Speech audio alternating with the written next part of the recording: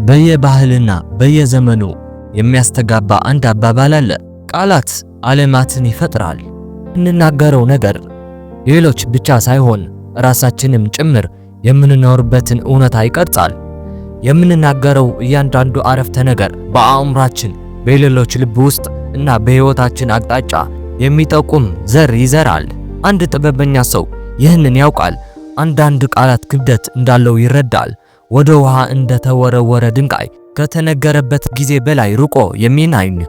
ከአፍ የሚወጣው ነገር የመገንባት ወይም የማፍረስ፣ የመፈወስ ወይም የመጉዳት፣ የመምራት ወይም የማጣት ኃይል እንዳለው ይረዳል። በዚህም ምክንያት አንድ ጥበበኛ ሰው በፍጹም 5 ነገሮች በፍጹም አይናገርም። እነዚህ ኃይልን የሚያማጥጡ፣ እድገትን የሚገድሉ እና እድልን የሚከፍቱ በሮችን የሚዘጉ ቃላት ናቸው። ነገር ግን እነዚህን ስትገነዘብ እና በተሻሉ ስትተካቸው ሁሉም ነገር ይለወጣል። በራስ መተማመን፣ ሰላም፣ ስኬት፣ ግንኙነቶች፣ ሁሉም ነገር የምንመርጣቸው ቃላት ይጀምራል። ስለዚህ ዛሬ አንድ ጥበበኛ ሰው በፍጹም የማይናገራቸው እነዚህን 5 ነገሮች እንመርምር። እናም በምትኩ የሚናገረው ጥበብ እንይ። አንደኛ፣ እኔ እኮ አውቃለሁ። አንድ ጥበበኛ ሰው በፍጹም እኔ እኮ አውቃለሁ አይልም። ይህንን ስትል ለመማር በሩን ስለምትዘጋ። ሞልቶ ያለ ኩባንያ አስብ። ምንም አዲስ ነገር ወደ ውስጥ ማፍሰስ አትችልም። አእምሮህ እንደዚህ ከሆነ በእርግጠኝነት በራስ ወዳድነት ወይም ብልህ የመምሰል ፍላጎት ከተሞላ ጥበብ መግባት አይችልም። ስለ ታዋቂ የዜን መምህር አንድ ታሪክ ላካፍላችሁ። አንድ ምሁር አንድ ጊዜ ሊጎበኘው መጣ። ስለ ፍልስፍና እና ሃይማኖት ምን ያህል እንደሚያውቅ እየተኩራራ። የዜን መምህሩ ሻይ ወደ ምሁሩ ኩባያ ውስጥ በጸጥታ ማፍሰስ ጀመረ፣ እየቀዳ ኩባያው እስኪፈስ ድረስ። ምሁሩ ጮኸ፣ አቁም፣ ሞልቷል፣ ምንም ተጨማሪ አይወስድም አለው። ምሁሩ ፈገግ አለና እንዲህ አለ፣ እንደዚህ ኩባያ አንተም በራስ አስተያየቶችና ድምዳሜዎች የተሞላህ ነህ። ኩባያህን ባዶ እስካላደረክ ድረስ እንዴት ዜንን ላሳይህ እችላለሁ? ይህንን የመጀመሪያው የጥበብ እምነት ነው። አንድ ጥበበኛ ሰው እንደሚያውቅ ማረጋገጥ አያስፈልገውም። ማር የሚያስችል ጉጉት አለው። ትገናኘው እያንዳንዱ ሰው አንተ የማታውቀው ነገር ያውቃል። እያንዳንዱ ውይይት አመለካከትህን የመለወጥ አቅም አለው፣ ትህትና ለማዳመጥ ከቻልክ። ስለዚህ እኔ እኮ አውቃለሁ ከማለት ይልቅ አንድ ጥበበኛ ሰው እንዲህ ይላል፣ ይህ አስደሳች ነው፣ ለጠነገረኝ፣ ይጠይቃል፣ ያዳምጣል፣ ይማራል። ምክንያቱም ዕውቀት ብልህ ያደርግሃል፣ ግን ትህትና ጥበበኛ ያደርግሃል። ራስህን ጠይቅ። ኩራትህ እኔ እኮ አውቃለሁ በማለቱ ስንት ትምህርቶችን አምልጦሃል። ጥበብ የሚጀምረው ትክክል የመምሰል ፍላጎት ሲጠፋ ነው። ሁለተኛ፣ ይህ የማይቻል ነው። አንድ ጥበበኛ ሰው በፍጹም ይህ የማይቻል ነው አይልም። ምክንያቱም የማይቻል የሚለው ቃል አስተያየት እንጂ የእውነት አይደለም። በሰው ልጅ ታሪክ ውስጥ እያንዳንዱ ለውጥ አንድ ጊዜ የማይቻል ተብሎ ነበር። መብረር የማይቻል ነበር፣ ኤሌክትሪክ የማይቻል ነበር፣ በውቅያኖሶች ተሻግሮ መገናኘት የማይቻል ነበር። እና ግን እዚህ አለን፣ እየበረረን፣ እያበረረን፣ እየተገናኘን። አንድ ሰው ሊሆን አይችልም ለማለት ስላልፈለገ ይህ የማይቻል ነው ስንል እውነታውን እየገለጸን አይደለም፣ ገደባችንን እየገለጸን ነው። ዓለም አይደለም የማይቻለው፣ አእምሯችን ነው ትንሽ የሆነው። ቶማስ ኤዲሰንን አስብ። የመብራት አምፖሉን ከመፈለሰፉ በፊት ከ10,000 ጊዜ በላይ ወድቋል። አንድ ሰው ስንት ጊዜ በመውደቁ ምን እንደተሰማው ሲጠይቀው እንዲህ አለ፣ አልወደቅኩም፣ በቀላሉ የማይሰሩ 10,000 መንገዶችን አገኘሁ። ይህ የጥበብ እምብርት ነው። ውድቀትን መካድ ሳይሆን በእሱ ውስጥ የመጽናት ችሎታ ነው። አንድ ጥበበኛ ሰው አሁን ባለው አይኖርም፣ ሊሆን በሚችለው ይኖራል። እያንዳንዱ ታላቅ ህልም የሚጀምረው በእምነትና በድርጊት መታጠብ ያለበት የጥርጣሬ ዘር እንደሆነ ይረዳል። ስለዚህ ይህ የማይቻል ነው ከማለት ይልቅ እሱ እንዲህ ይላል፣ እንዴት እንደማደርገው አላውቅም፣ ግን መንገድ አገኛለሁ። ገደብን በጉጉት፣ ፍርሃትን በጥረትን እና ጥርጣሬን በትዕግስት ይተካል። የሚከለክሉህ ይመስሉ የነበሩ ግድግዳዎች በአእምሮህ ውስጥ ብቻ ሊኖሩ ይችላሉ። የማይቻል ነው ማለት ስታቆም የሚቻለውን ማየት ትጀምራለህ። ሶስተኛ፣ የኔ ጥፋት አይደለም። አንድ ጥበበኛ ሰው በፍጹም የኔ ጥፋት አይደለም አይልም። ምክንያቱም ኃላፊነትን በሰጠህበት ቅጽበት ኃይልህን ትሰጣለህ። መውቀስ ቀላል ነው፣ ማደግ ከባድ ነው። መውቀስ የለውጥ ጥላት ነው። በሌሎች ላይ ጣት ስንቀነስር ውስጣዊ ለውጥ የማደግ እድላችንን እናጣለን። ይህን አስብ። ሁኔታዎች ሌሎች ከመውቀስ እነሱን ለመለወጥ ራስን አቅመ ቢስ ታደርጋለህ። የኢኮኖሚው ነው፣ የወላጆቼ ነው፣ የአለቃዬ ነው ካልክ የደስታህን መቆጣጠሪያ በእነሱ እጅ ሰጥተሃል። ነገር ግን ኃላፊነት ስትወስድ የኔ ጥፋት ባልሆነ ነገሮችን ቢሆን ቁጥጥርህን መልሰህ ታገኛለህ። ይህ ሆነ እኔ አልመረጥኩትም፣ ግን እንዴት ምላሽ እንደምሰጥ እመርጣለሁ ትላለህ። ጥንካሬ የሚጀምረው እዚያ ነው።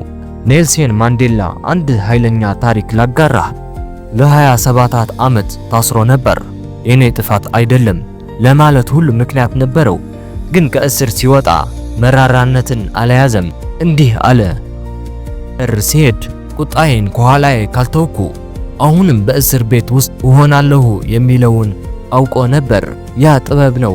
ከወቀሳ ይልቅ ነፃነትን መረጠ። ስለዚህ የኔ ጥፋት አይደለም ከማለት ይልቅ አንድ ጥበበኛ ሰው እንዲህ ይላል፣ ሁሉም መቆጣጠር አልችልም፣ ግን እንዴት ምላሽ እንደምሰጥ መቆጣጠር እችላለሁ። ይህ አስተሳሰብ ህመምን ወደ ኋላ እና ውድቀትን ወደ ጥንካሬ ይለውጣል። አራተኛ፣ ጊዜ የለኝም። አንድ ጥበበኛ ሰው በፍጹም ጊዜ የለኝም አይልም። ምክንያቱም እውነታው ሁላችንም አንድ አይነት 24 ሰዓት አለን። ልዩነቱ በቅድሚያ በምንሰጣቸው ነገሮች ላይ ነው። ጊዜ የለኝም ስንል የምንለው አሁን ቅድሚያ የምሰጠው ነገር አይደለም ነው። እና እዚያ ላይ ታማኝ እስከሆንክ ድረስ ይህ ምንም ችግር የለውም። ግን አንድ ጥበበኛ ሰው ጊዜውን እንደ ሰበብ አይጠቀምበትም፣ እንደ መስታወት ይጠቀምበታል። እሱ እንዲህ ብሎ ይጠይቃል፣ ጊዜን ለምንድነው እየሰጠሁት ያለሁት? ለማየ የማይጠቅመኝን አዎ የምለው ለምንድን ነው? እና ህይወቴን ሊለውጥ የሚችለውን ነገር ከምን ነው የምሸሸው? ስለ አንድ ፕሮፌሰር አንድ ታሪክ ልንገርህ። በአንድ ወቅት በተማሪዎች ፊት አንድ ማሰሮ በድንጋይ ሞላ። ማሰሮ ሞልቷል አይደል ብለው ጠየቀ። እነሱም አዎ አሉት። ከዚያም ጠጠሮችን አፈሰሰ፣ ክፍተቶችን ሞላ። አሁንም ሞልቷል አይደል ብሎ ጠየቃቸው። እነሱም አዎ አሉት። ከዚያም አሸዋ አፈሰሰ፣ እያንዳንዱን ትናንሽ ክፍተቶች ሞላ። እሱም ቀና ብሎ እንዲህ አለ፣ ትላልቆቹን ድንጋዮች መጀመሪያ ካላስቀመጥክ ጨርሶ ማስገባት አትችልም። ትላልቆቹ ድንጋዮች ጤናህ፣ እድገትህ፣ ግንኙነትህ፣ ህልሞችህ መጀመሪያ መምጣት አለባቸው። ሌላው ሁሉ ክፍተቶችን በኋላ መሙላት ይቻላል። ጊዜ የለኝም ከማለት ይልቅ አንድ ጥበበኛ ሰው እንዲህ ይላል፣ ለሚጠቅሙ ነገሮች ጊዜ ላድርግ። ምክንያቱም ጊዜ የምታገኘው ነገር አይደለም፣ የምትፈጥረው ነገር ነው። አምስተኛ፣ አልችልም። አንድ ጥበበኛ ሰው በፍጹም አልችልም አይልም።